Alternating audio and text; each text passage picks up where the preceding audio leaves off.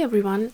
So today I thought I'll do an update of how I'm getting on with the Sennelier Botanical Watercolor Set, because you know that my first impressions weren't great, but then I had a lot of feedback from you, and you seem to really love Sennelier paints. So so I was quite interested in figuring out of what it is about Sennelier paints that is different to the paints that I'm used to. They really do require quite a bit of time of getting used to them, because there's something about their formulation which makes them quite beautiful once you get used to how to work with them.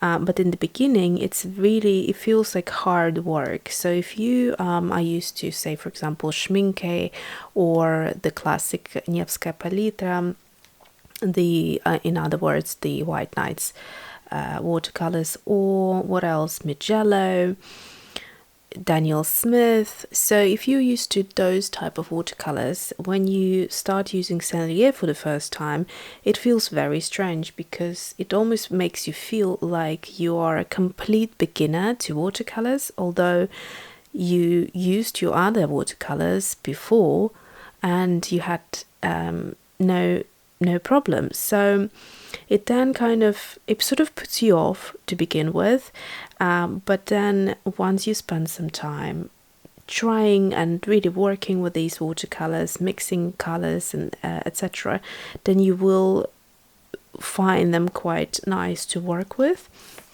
Now, this illustration I have done from this book by Showell. I don't think I have done a review, so I will do a flip through and a review soon.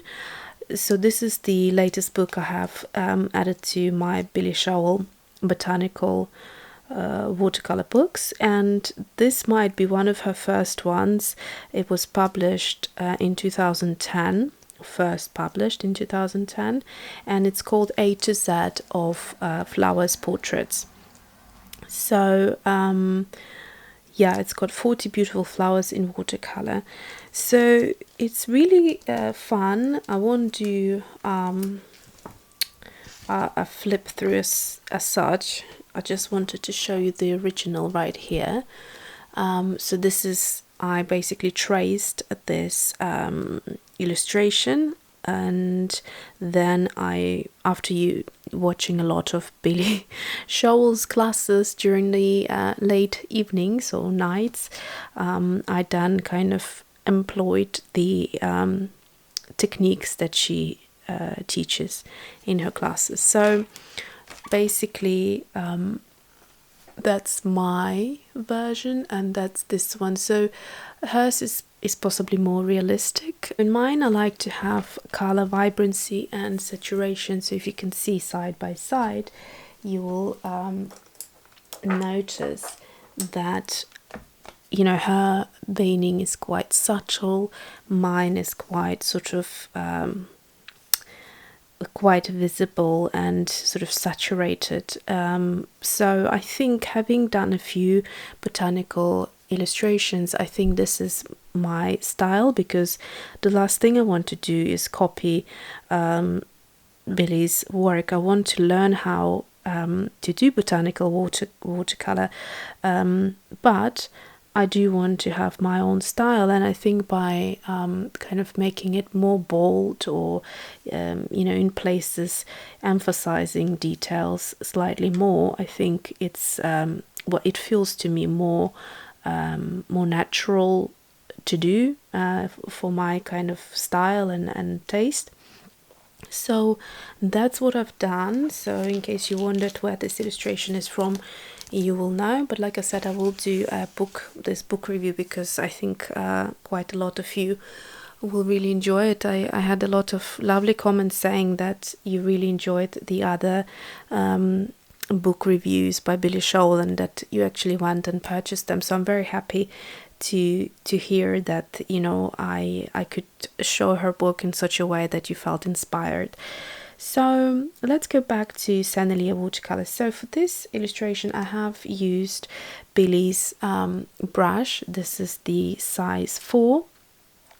It's a sable brush, it's a Kalinsky brush, and I've done the entire illustration just with this one brush, so I didn't need to switch to a detail brush and a bigger brush, because this brush, when it's wet, comes to a beautiful point, and the way Billy does it, she rolls her brush in the watercolor and then gets it to a very pointy tip, and then you can, using, as she calls it, the very last hairs of the brush, you can achieve those very fine detailing. So for that reason it's quite good, and because it's sable, it holds quite a bit of water, so that's also great. Now I've really enjoyed this painting. Oh yeah, and the other thing is I've used this other brush, which is like an older brush, for mixing. I don't ever use flat brushes for illustration, so I decided to use it. It's a synthetic, I think it's called Color Synthetic brush, and it's great to keep these brushes last longer, basically. So you want to mix up colors with this brush and paint with your main brush. So coming back to the watercolors, as you know, I have said previously, I had quite a bit of trouble of getting a feel of the watercolors. So here I have some swatches I've done here, mixing the 3 yellows and the 3 blues that come in this palette, which I'll talk about more in a second. So it's the lemon yellow, Sennelier yellow deep, quinacridone gold, French ultramarine cobalt blue, and phthalo blue. So when I started mixing, I kind of didn't get enough greens. As you can see, I could get very vibrant greens and very kind of muddy greens, but nothing much in between, it seemed. A lot of you said that it could be the paper, and it might be that case, because you well, watercolor always looks best on 100% cotton paper, which I don't think this is, so it might be that. Also, you can see how chalky most of them look, so they don't have that transparency which I was expecting. However, once I started to paint, and this is the rough paper. Now I don't know exactly the brand, because I ordered from Jackson's Art, and I think I ordered their own label rough or even extra rough paper. It's got this beautiful texture. If I just hold it up close, you can see the texture. So to me, although you're not supposed to do a botanical art on textured paper, you're supposed to do it on hot press, which is completely smooth. I personally prefer this type of paper. I think it gives it more character for my own liking. I do really love when other people draw and paint on hot press, but I personally just enjoy this paper a lot more for the time being.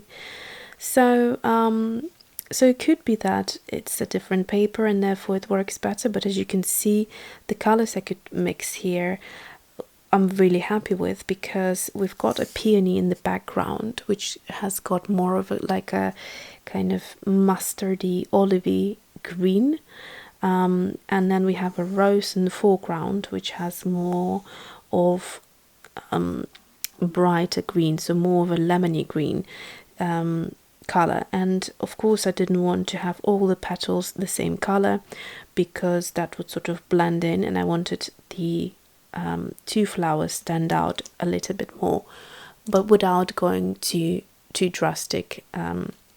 So I think I could achieve it really well. So these 4 petals actually, so this one, and these 2 are the rose petals, and I've got this area to finish, but I just thought I'll show you before it's finished as well, so you can see there I have employed some of the Billy Showell's techniques where you know, I wouldn't even know how to do this sort of thing before. So you start with a lighter color and then moving with the darker, leaving these areas nice and light as a highlight. So the same thing I have done here, but obviously to finish I went over and gave some detailing, as well as a very last sort of once it's all finished, I then look at it again and I think, okay, maybe there needs to be a little bit more. In fact, what I tend to do is I tend to take a picture every time I add something, and then I have a good look before I go to bed just to see whether there needs to be any more correction. And the correction that I notice on the pictures are more visible in the pictures than if I look at it as I'm looking now. So the correction I need to do, I have noticed this on this petal here, because I added some darker color, and what happened was it started moving the color underneath. In terms of what I just said about the moving, now a lot of my viewers said that Sennelier is fantastic for glazing, and it is true. However, I don't know, because I haven't tried this technique on other watercolors much. This isn't something I enjoyed doing before, although now I can honestly say something has like clicked inside me, and I absolutely love now spending hours of perfecting these little lines and adding details and adding glazing to some of the areas to either push them back or make them make other areas come forward. So basically, like I said, I haven't tried it with other watercolors, so I can't really say. But what I have noticed is that Sennelier is it's not a staining watercolor. For example, Core is very staining compared to Sennelier. So with Sennelier you have loads of time to work with the watercolor and you don't get a hard edge. So that's fantastic, because you then can soften the edges, and that's how you want to paint in botanical style. So you want things to be nice and smooth and gradient in areas. And yeah, so you do have to be careful. If you're a beginner, you might struggle a little bit, because depending on how you hold the brush, you might find that you actually could lift. So when you are adding glaze, you could lift the colors underneath, so you have to be quite careful of how much water you have. So for that matter, like I said before, I don't think Sennelier would be a great watercolor to start with if you are a complete beginner. So when I was doing these heads, so the peony bud and the rosebud, I did all the base with Sennelier, but I felt like I really wanted to saturate it and make it super vibrant. And at that point, I think on that day that I was working on the buds, I received a Core quinacridone red tube that I ordered from Jackson's Art, and so I thought, let me give it a go. So basically all these very dark areas that you can see, these are the Core watercolors. So I'm not sure whether probably I could achieve the same with Sennelier, but I would have to build quite a few layers, whereas with Core I just went in once and then just softened it out basically. So that's just to make you understand of how Sennelier works. Other than that, all of the other details are done with Sennelier. So I'll just pull out this set for those of you who are new and would like to see the set. So that's the set I'm talking about. This is the Botanical Watercolor Set by Showell. So she picked these 12 colors. So there is a full review on my channel, so go have a look if you're new. These two are also Sennelier tubes, and they are added, so I purchased them separately. So this is the violet blue and this one is the indigo, and I have added them because Showell uses, apart from these 12, there are a few more colors that she uses on her palette. So again, there is a video about that, a couple of videos back, if you want to have a look. And this is the swatch card.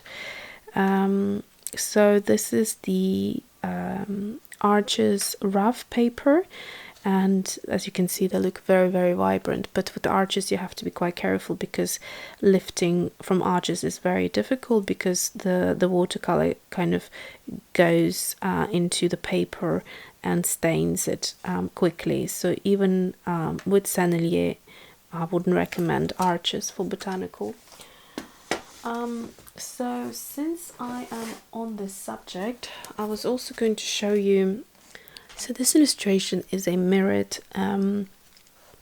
image of this rose. Basically, I traced out the peony and the rose, and it's the Moulin de Roy paper, the hot press paper that was recommended by Billy in one of her classes, and that's the paper she likes to use, she said. So I wanted to give it a go, because like I said, I'm not confident with smooth papers, and so I thought it would be a great kind of way to try it out, and maybe I would find something about it that I like.